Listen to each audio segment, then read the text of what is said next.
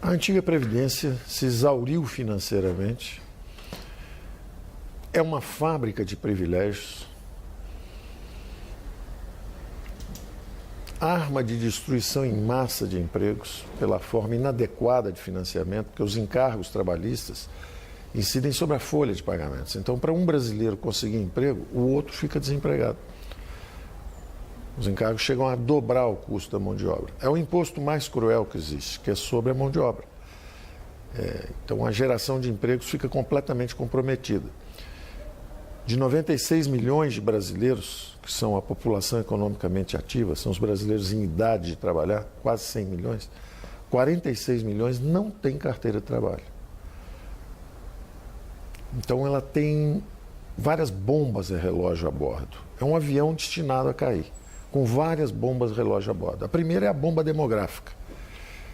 À medida que o país, a distribuição etária vai mudando, o Brasil vai tendo menos jovens, há uma condenação a esse sistema de repartição.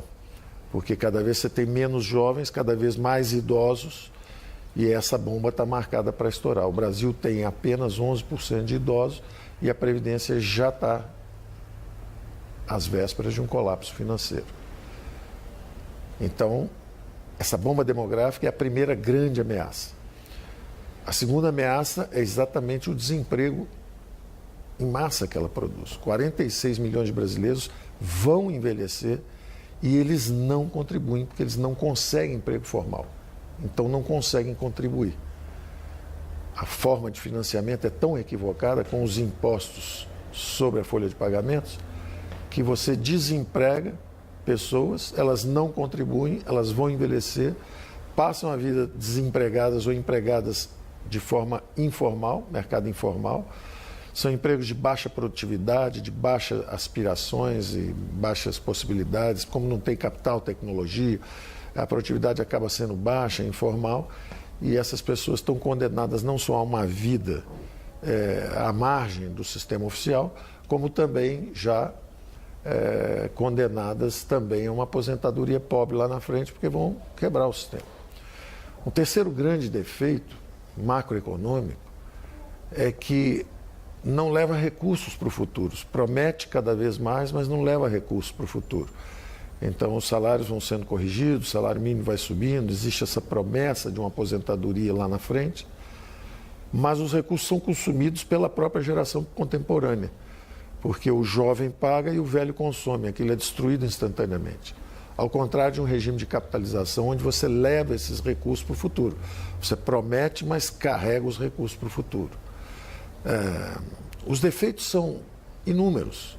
É um regime obsoleto, é um regime condenado, cheio de bombas a bordo. Então, nós tínhamos uma responsabilidade moral com as futuras gerações de permitir que eles escapem essa armadilha em que as nossas gerações passadas e contemporâneas se meteram. Nós precisamos escapar dessa armadilha. Esse compromisso moral de permitir que nossos filhos e netos desfrutem de um mercado de trabalho forte, vigoroso, com muita empregabilidade. Permitir que eles desfrutem de aposentadorias mais fortes lá na frente, maiores. Permitir que eles acumulem recursos, levem isso lá para frente. E mais do que isso ainda, permitir que se salve o sistema antigo, as obrigações antigas, os compromissos antigos. Então, a nova Previdência justamente reduz privilégios, reduz fraudes, reduz as desigualdades e começa esse movimento em direção a um novo regime para que não tenhamos as gerações futuras sofrendo dessa mesma ameaça financeira, além do problema moral. Então, o antigo regime tem o grande defeito de ser inviável financeiramente, a médio e longo prazo, está condenado, é um avião condenado a cair. Eu usei essa imagem várias vezes com o presidente Bolsonaro, dizendo: presidente, lá na frente, ou fazemos uma reforma dessa, ou esse avião cai com todo mundo a bordo. E o presidente teve a altura do desafio e disse: Paulo, estuda esses detalhes, mas lá na frente nós vamos cuidar disso, confie em mim. E ele cumpriu completamente todas as expectativas que eu tinha, porque deu apoio, participou, sugeriu e colocou todo mundo dentro de uma reforma abrangente. Todos os setores, uma reforma ampla, estão os servidores civis, estão a população urbana, a população do campo, os militares dão sua cota de sacrifício também. Então, todos os brasileiros entraram na reforma e temos agora uma nova Previdência. A dinâmica vai ser completamente diferente. À medida que se desenvolva isso, primeiro com essa dimensão econômica e financeira de garantir as aposentadorias de quem já está no sistema, que estariam ameaçadas. Nós estamos indo em direção ao que aconteceu em Portugal, na Grécia, onde houve perdas extraordinárias. Na Grécia chegou a 60%, em Portugal chegou a 30%.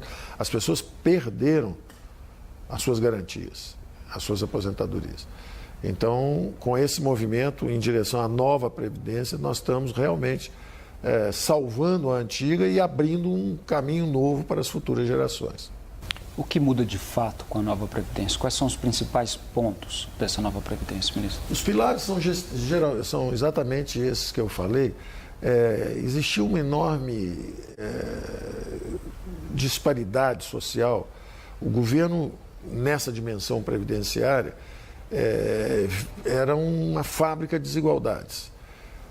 O governo fabricou desigualdades, transferências perversas de renda. Na verdade, os mais pobres estavam pagando pelas previdências dos mais ricos, o que é um absurdo. Justamente os mais desfavorecidos eram quem estavam pagando a previdência dos mais ricos. Então, o primeiro movimento que nós estamos fazendo é exatamente pegar 75% dos brasileiros. Os 75% dos brasileiros têm salários que vão só até 2 salários mínimos. O brasileiro vai de 1 a 2 salários mínimos. Os empregados, os que conseguem, os trabalhadores brasileiros que conseguem emprego, eles vão de 1 a 2 salários mínimos, 75% deles. E esses 75% nós estamos reduzindo as contribuições. Então, quem pagava 9% vai pagar 8,5%, quem pagava 8% vai pagar 7,5%. Então, o primeiro grande movimento é reduzir justamente os encargos para os mais desfavorecidos. Então, quem ganha menos está pagando ainda menos. E justamente quem ganha mais está pagando mais. Com isso, nós estamos conseguindo reduzir as desigualdades e remover os privilégios. Havia muitos privilégios, uma disparidade muito grande. É inadmissível que o governo seja um fabricante de desigualdades. Você não pode pegar recursos públicos, disse há pouco, como é difícil você captar recursos para essa previdência. Para captar, você já deixa alguém desempregado. Então, dos 100 milhões de brasileiros, é como se você deixasse 50 milhões desempregados para tributar os outros 50, para pedir os encargos e as contribuições dos outros 50. Só que desses 50, justamente em cima de 75%, é que você capta mais e transfere para 17%. 17% dos brasileiros, justamente os que estão melhor na escala de renda, ficavam com 41% dos benefícios. Então, não só essa disparidade persiste a vida toda, mas o governo ainda na hora da aposentadoria ainda continua fabricando essas desigualdades. Então, o primeiro aspecto a ser atacado foi esse. Depois todos começaram a contribuir também. Todo mundo está contribuindo. Os detalhes técnicos são mais de 80 questões específicas para serem respondidas, mas eu diria que os grandes pilares são esses. Primeiro, é a ideia da equidade, a ideia de reduzir as desigualdades, remover os privilégios. Depois, a ideia de separar o que é previdência do que é assistência social. Uma coisa é alguém que trabalha a vida inteira, está contribuindo para a previdência e esse tem uma aposentadoria. Outra coisa é alguém que por uma deficiência física ou incapacitação cognitiva, qualquer problema, receba a assistência social. São duas coisas diferentes. Então, elas são tratadas também diferentemente. De forma que, pelo menos, a sociedade tenha transparentemente o que ela está fazendo. Qual é a parte que é a previdência e qual é a parte que é a assistência social. Isso naturalmente vai ser debatido. Nós tentamos até antecipar um pouco, é o que nós chamamos da dimensão fásica da reforma. Nós tentamos antecipar um pouco, se alguém tem algum problema, nós tentamos antecipar até um pouco o período em que a pessoa recebe essa ajuda e para de trabalhar porque teve algum problema. E pedimos também que ficasse um pouco mais de tempo no mercado de trabalho, no mercado de trabalho antes de se aposentar, mas aparentemente governadores, prefeitos, está todo mundo examinando isso aí. Pode ser que queiram mexer numa dimensão ou noutra, mas está muito claro para nós que existe uma diferença entre assistência social e previdência. Então nós fizemos a reforma na previdência, sistema social, assistência social está lá separada orçamentariamente, está sendo tratada também, mas são duas dimensões diferentes. Os direitos dos brasileiros serão garantidos? Nenhum dos direitos foi atingido, nenhum dos direitos. Quer dizer, todos os direitos foram preservados. O salário mínimo, as férias, toda a legislação que está aí. Ninguém mexeu na legislação trabalhista. O que muda para quem já se aposentou e quais privilégios serão cortados, ministro? Para quem se aposentou, não muda. Todo o movimento vai ter uma transição. A transição que nós pedimos está em 12 anos, de forma que isso é tudo muito gradual, é lá para frente. Quem está aposentado não é atingido em absolutamente nada. Absolutamente nada. Quem está aposentado, está aposentado. Quem vai se aposentar em 2 anos também não é atingido, porque daqui a 2 anos não aconteceu nada. Você precisa a cada 2 anos, sobe em 6 meses, então é tudo muito gradual. Se você está há 2 anos da aposentadoria, não acontece nada. Se você está há 4, 5 anos, aí sim você aumenta um pouquinho o período que vai ser exigido. Você está fazendo uma marcha em direção a períodos mais longos. Isso não só tem uma explicação biológica, que nós estamos vivendo mais, mas isso também tem outras explicações importantes. A primeira é justamente a ideia de que os mais pobres já se aposentam mais tarde. Quem está usufruindo da aposentadoria precoce são justamente as classes mais favorecidas. Elas conseguem contribuir seguidamente, 10, 15, 20 anos, acabam se aposentando antes. Quando você passa a idade para 65 anos, as classes mais pobres, os indivíduos mais pobres, os desfavorecidos, já estão se aposentando com 65 anos, porque não tiveram tempo suficiente de contribuição. De forma que quando a gente pega os homens e leva de 60 para 65, nós estamos atingindo, justamente mantendo mais tempo na força de trabalho, os mais favorecidos. Eles é que estão sendo atingidos, são justamente os que eram privilegiados por aposentadorias precoces, é que estão ficando mais tempo. E da mesma forma, isso foi bem abrangente. Então, os homens estão subindo, as mulheres também subiram a idade, os militares estão subindo a idade também, estão tendo que ficar mais tempo, quer dizer, isso foi pedido para todos. Agora, curiosamente, isso está atingindo justamente os mais privilegiados e não os menos, os favorecidos. Ministro, quanto se pretende economizar com essa proposta e em quanto tempo? Olha, a proposta em 10 anos está calibrada, se for aprovada como está, para 1,2 trilhões, 1 trilhão e 200 bilhões. 1 trilhão 150, 160, uma coisa assim. Isso em quanto tempo? Em 10 anos. Em 10 anos, os próximos 10 anos. Naturalmente, se começarem a esvaziar, eu acredito, e tive as primeiras conversas nossas, foram extraordinariamente encorajadoras. O Congresso parece bastante maduro no aspecto da discussão sobre a necessidade da nova Previdência. Porque as palavras do presidente da Câmara de Deputados, o senhor Rodrigo Maia, foram extraordinariamente encorajadoras. Davi Alcolumbre, o presidente do Senado, também, da mesma forma, se mostrou completamente comprometido com as reformas. É uma ocasião única, eu estou assim, muito entusiasmado com o funcionamento das nossas instituições, porque isso está muito acima de partidos. Nós temos conversado com governadores, com prefeitos, eu conversei com praticamente todos os governadores, conversei com dezenas de prefeitos, e eu sei que são milhares, mas estiveram conosco também os representantes da Frente Nacional de Prefeitos, e a classe política percebeu que é incontornável a necessidade dessa reforma. As prefeituras estão com problemas, os governos estaduais estão com problema, o governo federal está com problema, e isso não é mais adiável. Nós estaríamos realmente sob ameaça de perdermos as aposentadorias que existem hoje. Então, essa percepção da classe política é muito encorajadora, porque isso está há décadas sendo adiado, contornado, e hoje eu acho que chegou a hora dessa nova Previdência, porque há um amadurecimento muito grande da matéria. Pode haver um detalhe para cá ou para lá que vai ser muito bem-vindo. Nas discussões nós temos recebido contribuições excelentes, sugestões excelentes de prefeitos, de governadores, de deputados. Também sabemos que isso, na verdade, nós estamos pensando na população brasileira, 200 milhões de brasileiros. Agora, naturalmente, existem 6, 7, 8 milhões de privilegiados, que são justamente quem está sendo atingido pela reforma, e esses são os que têm mais força, ou tiveram no passado, maior força corporativa.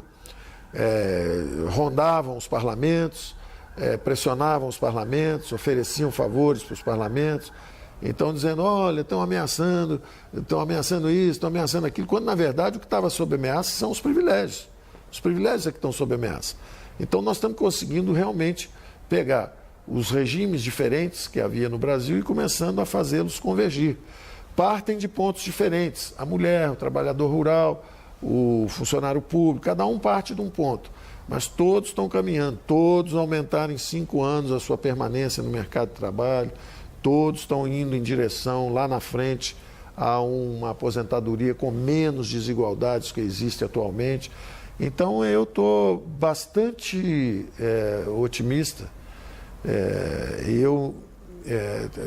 Eu acho até que não está havendo até grande resistência do ponto de vista da classe política esclarecida, porque eles já perceberam que esse caminho é o caminho para botar o Brasil para crescer, inclusive. Gerar emprego, botar para crescer, reduzir as desigualdades. Eu estou bastante satisfeito com as conversas que tenho tido até agora. Vai ser uma surpresa muito grande para mim se mexerem muito nesse projeto. E aí, voltando à sua pergunta, 1 trilhão é uma linha importante. 1 trilhão em 10 anos para cima é a garantia de que nós podemos acelerar a transição, criando novas opções para as gerações futuras. Nós precisamos pensar de que cada vez que nós mexemos nesse número para baixo, nós estamos sacando contra o futuro de nossos filhos e netos.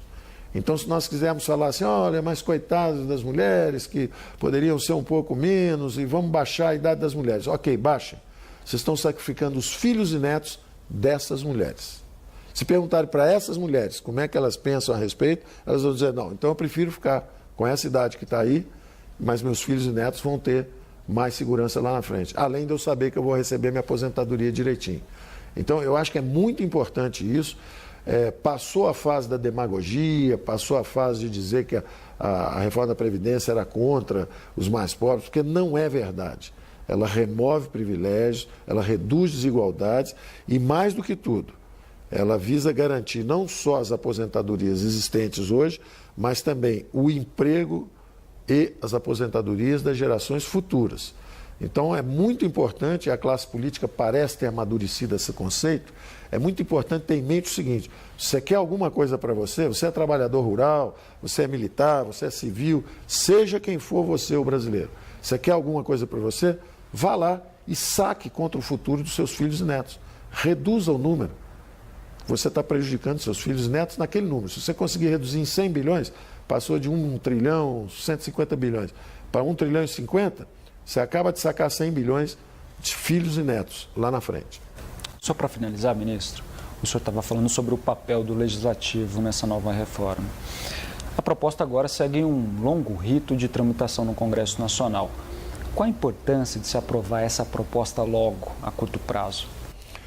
Quanto mais rápido aprovarmos, mais rapidamente desaparecem as nuvens negras no horizonte fiscal brasileiro. Então, essa reforma está sendo falada há algum tempo, já alguns governos estão tentando fazer há 10, 15, 20 anos. E o buraco fiscal está lá. E a situação se agravando. E nós cada vez mais próximos de termos um problema dramático, como tiveram Portugal, como tiveram Grécia, esses países que demoraram a fazer a mudança. Curiosamente, todos esses países que fizeram a mudança depois saíram crescendo.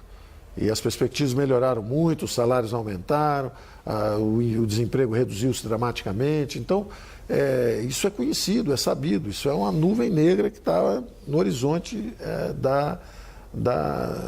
do futuro brasileiro. Então, quanto mais rápido aprovamos em 2, 3 meses, o Brasil esse ano já começa com outras perspectivas, já começam ondas de investimento, os empregos já começam a retomar, que foi a sua primeira pergunta a respeito de desemprego lá na frente, são 12 milhões de brasileiros desempregados, 12 milhões são os que disseram que estão desempregados e não estão procurando emprego, mas tem um grupo enorme, como eu disse antes, tem 46 milhões de brasileiros que não contribuem, porque eles estão nos mercados informais. Então, embora eles não estejam nessa estatística de desemprego aberto, a grande verdade é que são pessoas que estão trancadas numa bolha de baixas aspirações, baixos rendimentos, baixa produtividade, baixas aspirações na vida, que é lamentável. Na verdade, nós destravando esse horizonte fiscal, o capital começa a entrar, os investimentos começam a acontecer, as jovens gerações começam a acumular capital também, e quando você acumula capital, a produtividade do trabalho sobe, o salário sobe, o crescimento da economia sobe, é outro horizonte. O Brasil já foi um país que cresceu muito, que sabia e tinha uma dinâmica de acumulação. Nós perdemos essa dinâmica, mas nós temos capacidade de recuperar essa dinâmica de crescimento. Obrigado pela entrevista, ministro. Um prazer.